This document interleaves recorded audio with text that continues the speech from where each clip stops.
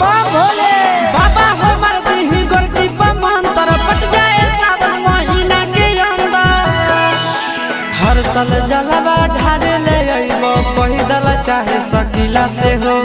हर साल जलवा ढारे ले अइबो पैदल चाहे सकीला से हो। देवा घर एलिया जामु जिला से हो छोड़ी दिला लगाई